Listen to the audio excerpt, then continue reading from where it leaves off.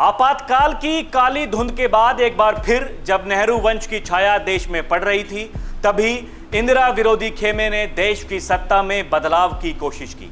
चंद्रशेखर के नेतृत्व वाली जनता पार्टी में आरएसएस और संघ की विचारधारा के लोगों की भूमिका 80 के दशक में अहम होती चली गई और दूसरी तरफ समाजवादी विचारधारा के बढ़ते प्रभाव से हिंदुत्व और आरएसएस की विचारधारा वाले लोगों के मन में कुछ और ही चल रहा था। तभी 1980 में दिल्ली में एक सम्मेलन में अटल जी के नेतृत्व में जो हुआ, उसने देश की तस्वीर ही बदल दी। 1980 में इंदिरा की वापसी हुई थी। तभी जनता सरकार में उप प्रधानमंत्री रहे जगजीवन राम के एक फैसले ने पूरी तस्वीर ही बदल डाली और जनसंघ की दोहरी छवि वाले लोगों को बाहर का रास्ता दिखाने के फैसले ने जनसंघ के लोगों को अब एक अलग फैसला लेने को मजबूर कर दिया। 4 अप्रैल को जनता पार्टी की कार्यकारिणी में यह तय किया गया कि जनसंघ के सदस्यों को जनता पार्टी से निकाल दिया जाएगा, लेकिन जनसंघ के सदस्यों को इसकी भनक पहले ही लग गई थी। फिर 5 से 6 अप्रैल 1980 को दिल्ली के फिरोजशाह में एक सम्मेलन में अटल जी को पार्टी का अध्यक्ष बनाया गया और इसी दिन बीजेपी की नींव रखी गई। लाल कृष्ण आडवाणी और सिकंदर बख्त भी स्थापक सदस्य रहे। गौरतलब है कि सिकंदर बख्त पूर्व में कांग्रेसी थे और दिल्ली के मुसलमान, फिर भी उन्हें पार्टी में जगह दी गई। बड़ी बात तो यह है कि सिकंदर बख्त ने ही अटल जी के नाम का प्रस्ताव भी रखा था। इस तरह 1980 में जिस नए दल ने जन्म लिया, वो आज विश्व का सबसे बड़ा सियासी दल बन चुका है। यानी कि आज से 45 साल पहले जन्म लेकर बीजेपी विश्व की सबसे बड़ी पार्टी बन गई है, जिसके पास वर्तमान में सबसे ज्यादा कार्यकर्ता मौजूद हैं। 1980 के चुनाव में जनता पार्टी ने 31 सीटों पर जीत हासिल की, जिसमें जनसंघ घटक के 16 सदस्य थे। इसके अलावा कई राज्यसभा सदस्य और कुछ राज्यों के मुख्यमंत्रियों ने जनता पार्टी से किनारा कर नई पार्टी में शामिल होने का फैसला किया। चंद्रशेखर ने इसका विरोध किया, पर चुनाव आयोग ने चंद्रशेखर के खिलाफ फैसला दिया और जनता पार्टी के निशान को फ्रीज कर दिया। उधर नई पार्टी बनी बीजेपी को राष्ट्रीय स्तर की मान्यता चुनाव आयोग ने दे दी। इसके अलावा आयोग ने बीजेपी को कमल का निशान भी अलॉट कर दिया। वो दिन और आज का दिन कमल खिलता ही जा रहा है। बीजेपी पार्टी बनी, फिर आगे बढ़ने की जुगत में अपने आप को काफी लिबरल बनाने लगी और संघ से इतर गैर संप्रदाय और विचारधारा वाले लोगों को भी दल में स्वागत करने लगी। उस समय कई दिग्गज नेताओं के मार्गदर्शन में बीजेपी के लिए सभी मोर्चों पर युद्ध स्तर पर काम किया जाने लगा। सबसे पहला तो स्थापना से ही पार्टी के नाम पर जमकर चर्चा की गई, जिसमें भारतीय जनता पार्टी नाम पर सहमति जताई गई।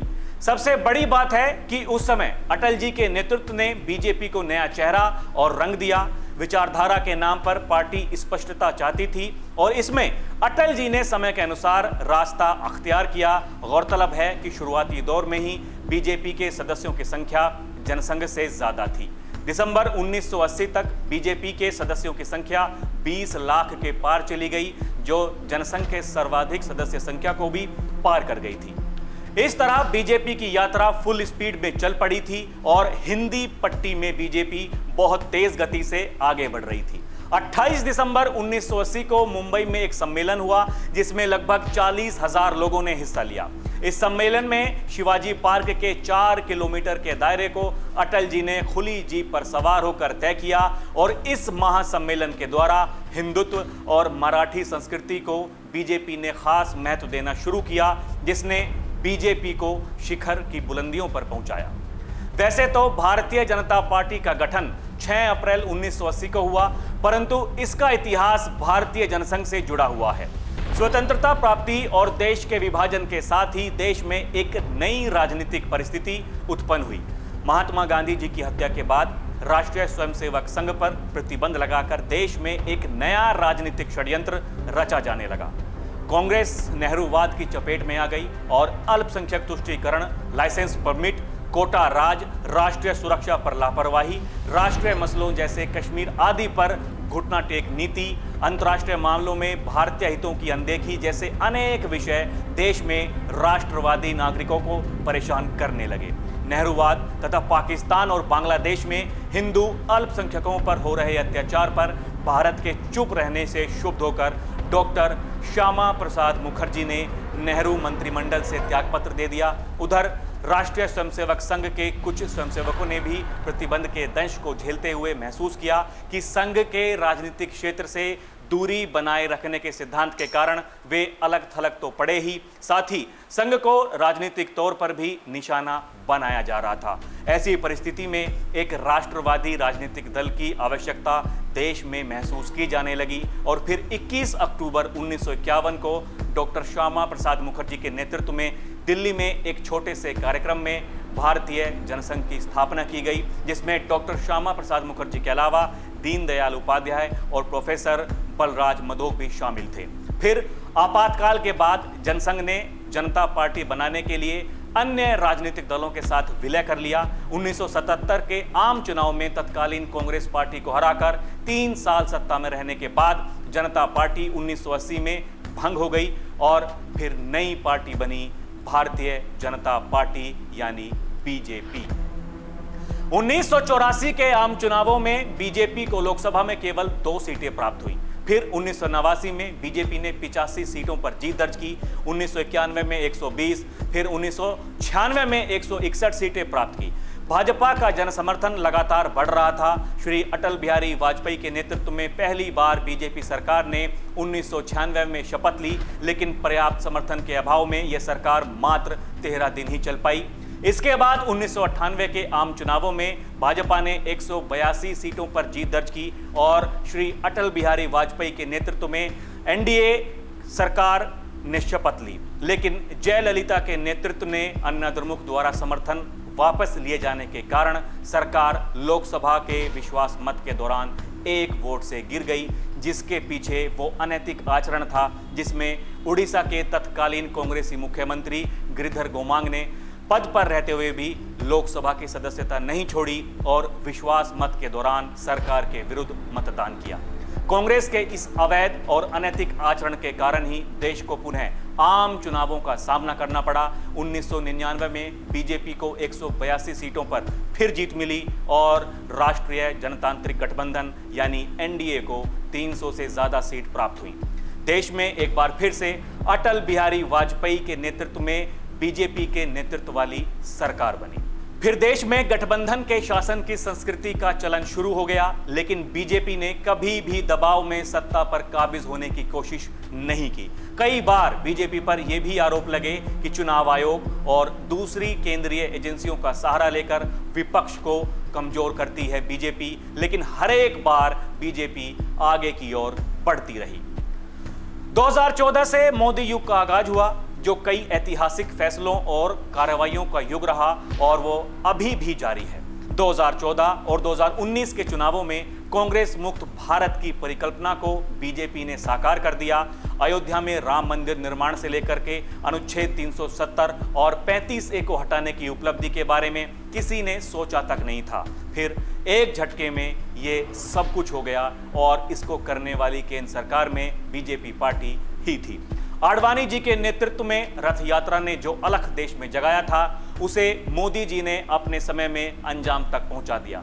3 तलाक जैसे संगीन मुद्दों पर 2 टूक फैसला, जिसके बारे में कोई सोच भी नहीं सकता था, वो बीजेपी ने कर दिखाया। कांग्रेस के काल में जो कश्मीर समेत बंगाल और दक्षिण के राज्यों में तुष्टीकरण की सियासत हो रही थी, उस पर बीजेपी ने कड़े कदम उठाए। पाकिस्तान और आतंकवाद को करारा जवाब भी दिया। बीजेपी के शासनकाल में कारगिल वॉर में सेना ने अभूतपूर्व शौर्य का परिचय दिया। फिर पुलवामा और पहलगाम में नापाक हरकतों पर हिंदुस्तान ने जो जवाब दिया, वो एक सधे हुए नेतृत्व के फैसले से ही संभव हुआ, वरना मुंबई जैसे आतंकी हमले के बाद कांग्रेस के मुंह से आतंकी जी ही निकल पाता था। इसके अलावा बीजेपी के नेतृत्व वाली सरकार ने उत्तर दक्षिण पूर्व पश्चिम चारों ओर देश के विकास की जो तस्वीर बनाई, उसे सभी भारतवासी महसूस कर रहे हैं। सूबे की सियासत में भी बीजेपी ने कई झंडे गाड़े। पश्चिम बंगाल जैसे वाम और ममता के इलाकों में बीजेपी को काफ़ी मजबूत किया। उसके पीछे पार्टी का राष्ट्रीय संगठन ही था। दक्षिण के राज्यों समेत उड़ीसा और उत्तर पूर्व के राज्यों में सरकारें बनाकर पूरे देश को एक सूत्र में बांधा। दिल्ली जैसे राज्यों में 27 साल बाद वापसी की। जम्मू और कश्मीर में जो वातावरण तैयार किया, आज पूरी दुनिया मान बैठी है कि मजबूत इरादों से कुछ भी किया जा सकता है। वैसे लोग कहते हैं कि बीजेपी और मोदी हैं तो सब कुछ मुमकिन है। उत्तर प्रदेश में बीजेपी ने जब एक संत को लाया तो लोग हंसे थे, विपक्ष ने मजाक उड़ाया था। आज वही योगी बुलडोजर बाबा बनकर सुशासन और सुव्यवस्था का रोल मॉडल बन गए हैं। राष्ट्रीय अखंडता, कश्मीर के भारत में पूर्ण विलय, कबायली देश में पाकिस्तानी आक्रमण का बदला, परमिट व्यवस्था, धारा 370 की समाप्ति और अलगाववाद से निरंतर संघर्ष करने वाली एकमात्र पार्टी भारतीय जनसंघ या बीजेपी ही है। आज भी देश में राष्ट्रीय अखंडता के मुद्दे उठाना, अलगाववाद को खत्म करना, आतंकवाद को मिट्टी में मिलाना जैसी बातें भी केवल बीजेपी सरकार ही कर रही है। देश को परमाणु शक्ति से संपन्न कर भारत पर हमले की हिमाकत करने वालों को अटल जी की सरकार ने सीधा संदेश दिया था और आज देश के प्रधानमंत्री ये कहते हैं कि अब भारत किसी भी परमाणु वाली गीदड़ भभकी से डरने वाला नहीं है। पंडित दीनदयाल उपाध्याय के नेतृत्व में जो विपक्ष उभरा, वही विकल्प बनने में भी सक्षम था। अटल बिहारी वाजपेयी और अब नरेंद्र मोदी भारतीय लोकतंत्र में विकल्प के नियामक हैं। भारतीय लोकतंत्र के लिए अपेक्षित अखिल भारतीय संगठन और नेतृत्व आज केवल बीजेपी के पास है।